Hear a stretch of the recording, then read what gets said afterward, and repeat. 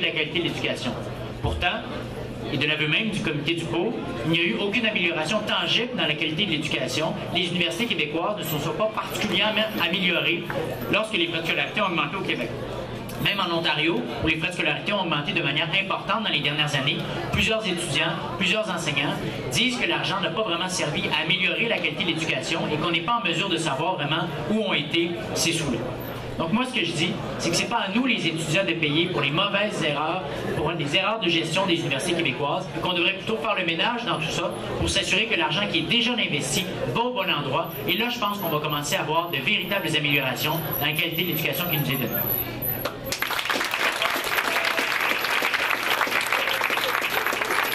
Merci. On passera à la question suivante.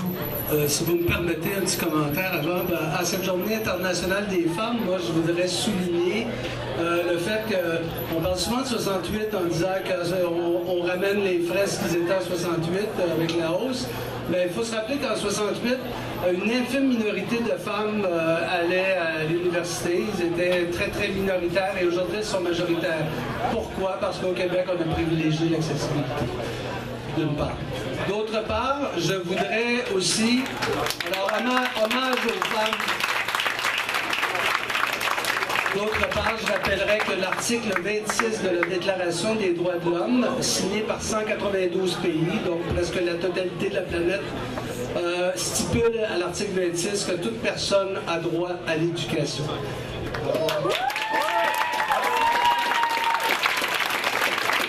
Deux petites questions.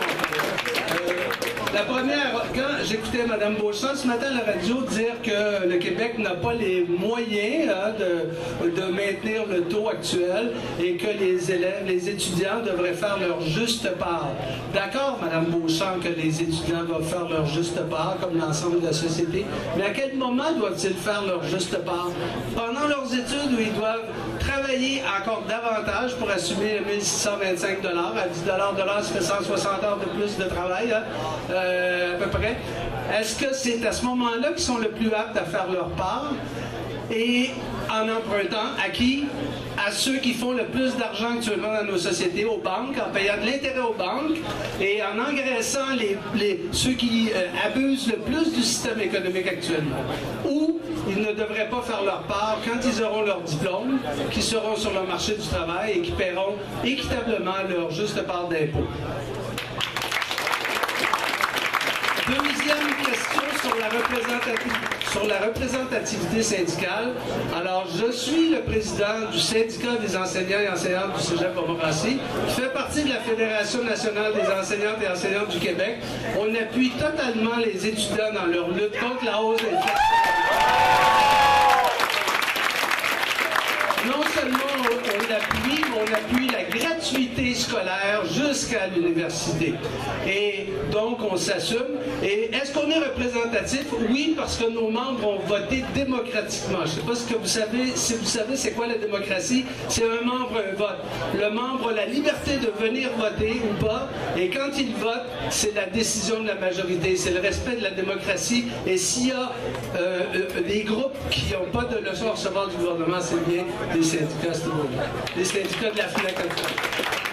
Alors, ma question qui vient avec ça, c'est est-ce que le mouvement des étudiants socialement responsables, parce que vous avez dit que les syndicats, les associations étudiantes étaient noyautés par les syndicats, est-ce que le mouvement des étudiants socialement responsables n'est pas noyauté par le Parti libéral, lui, et de façon non démocratique?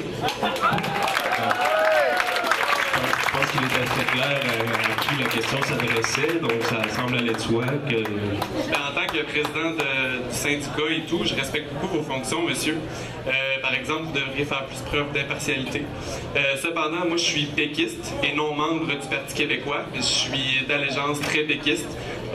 Comme autant dans la Fédération des étudiants du collège du Québec ou des associations universitaires, il y a beaucoup de péquistes et de bloquistes aussi.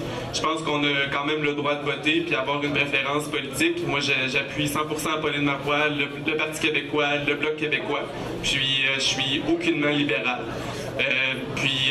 Mais c'est sûr qu'en tant que président du syndicat, vous devriez faire plus preuve d'impartialité pour représenter justement la majorité de la population étudiante. Personnellement, lorsqu'on m'a offert une carte de membre du Parti libéral, j'ai refusé parce que pour moi, c'est un parti étatiste qui est totalement contraire à mes valeurs personnelles.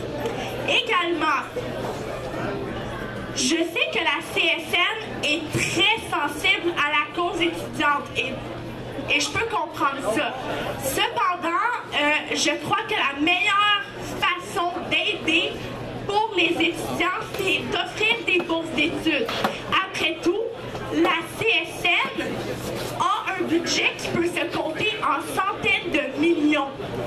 Également, je peux vous dire d'expérience personnelle parce que j'ai reçu une bourse de 2 500 $ offerte par le syndicat des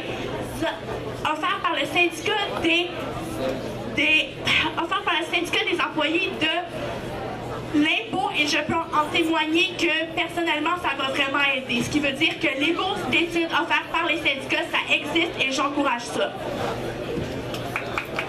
Ça sera tout pour notre côté. Vous ne désirez pas intervenir? Parfait, merci. Est-ce que quelqu'un d'autre veut poser une question?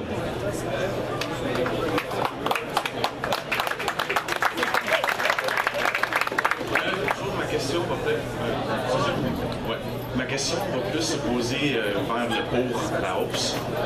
Ma question, c'est par rapport à la classe moyenne. Ayant beaucoup d'amis issus de la classe moyenne et faisant partie de la classe moyenne aussi, et je crois que la majorité des personnes ici qui étudient au collège sont de la classe moyenne aussi, la hausse qu'on va... Je me demande où est-ce qu'elle va aller, la classe moyenne, après. Parce qu'on va rajouter encore un fardeau sur la classe moyenne, parce que les enfants, nos enfants, quand moi je peux travailler, fort qu'ils aillent à l'école, mais moi, je vais avoir le fardeau à payer de ce bouton, la hausse va être encore plus grosse. Puis on est déjà beaucoup imposés, les parents sont imposés grandement, puis moi, du point de vue de la classe moyenne, enfin je crois, on paye beaucoup, je trouve, sincèrement. C'est ça la question. Où est-ce qu'elle va aller plus tard, la classe moyenne? Est-ce qu'on est assez taxé ou est-ce qu'il faut rajouter encore un fardeau? Mais je suis un peu perdu. Je vais prendre le relais de la question. Je suis moi-même issu d'une famille de classe moyenne. Mes parents ne sont pas très fortunés. Comme je disais tantôt, j'ai 4 emplois pour pallier à ma dette de 14 000 d'endettement scolaire. Moi, en tant que la moyenne des classes familiales moyennes ont 1,6 enfants. Mettons qu'on est généreux, on arrondit à 2 enfants par famille.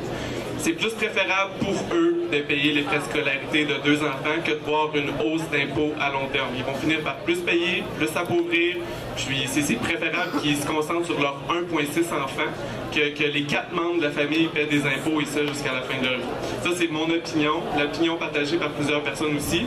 Puis, mais sinon, appauvrir, non, le système de prêts et bourses va se voir rehausser. Si je prends mon propre colocataire qui vient d'une famille dysfonctionnelle, se voit payer 0 droit de scolarité parce qu'il n'y a aucun appui de sa famille, aucun parent. Puis, une de mes amies qui est issue d'une famille monoparentale se voit accorder 75% de ses prêts et bourses en bourse puis 25% en prêt, qui est pas mal équitable, je trouve, pour les impôts à frais des contribuables. Juste pour enchaîner sur ce que tu dis, sincèrement, je crois pas qu'ils sont acceptés pour prêts et bourses parce qu'ils ont un salaire suffisant pour payer leur enfant à l'université.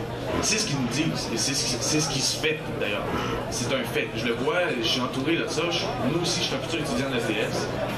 Puis je comprends pas d'ailleurs pourquoi que ces personnes-là ne font pas la grève, mais bon, ça c'est mon point de vue.